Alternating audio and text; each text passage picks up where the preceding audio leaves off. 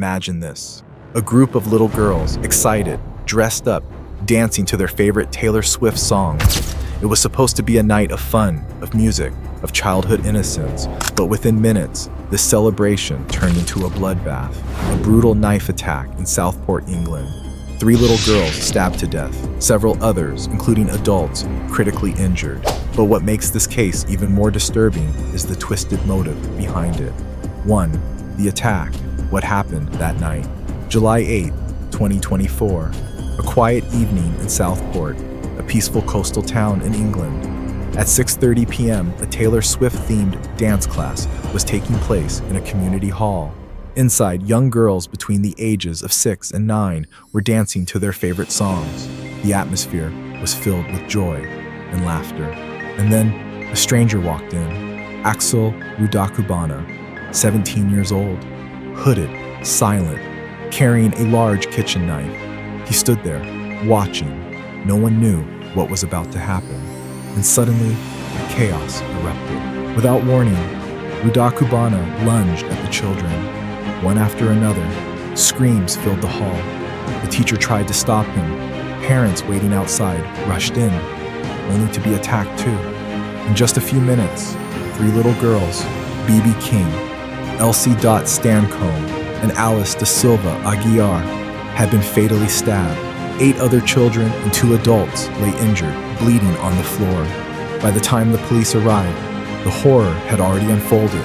For those 3 young girls, it was too late. So, who was Axel Rudakubana, and why did he do it? Who was this boy?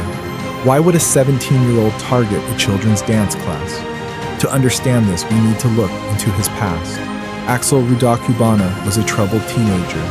Reports suggest he had a history of mental health issues. He had been involved in violent altercations before. But what makes this case even more disturbing is the motive. Investigations revealed something chilling. His obsession with Taylor Swift, but not in the usual fanboy way. Rudakubana didn't love her. He hated her. He despised her popularity. He hated the happiness she brought to people.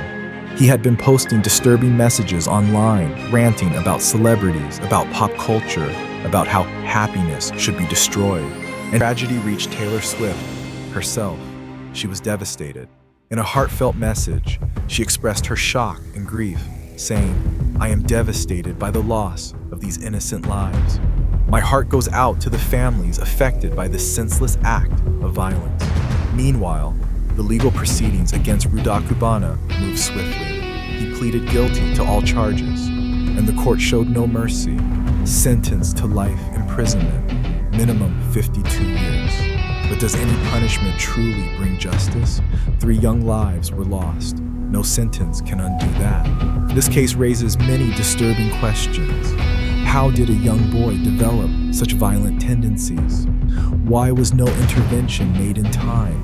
And perhaps most importantly, how dangerous has misinformation become? The way fake news fueled violence after the attack shows just how destructive misinformation can be. It turns innocent people into targets. It incites hatred. It leads to more violence. And it also forces us to rethink how we deal with troubled youth.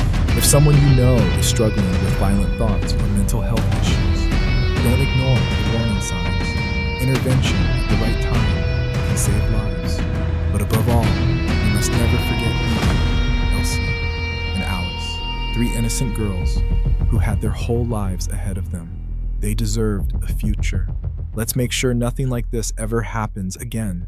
What are your thoughts on this case? Let's talk in the comments. Stay informed, stay safe. If you found this deep dive insightful, do consider subscribing for more investigative content like this.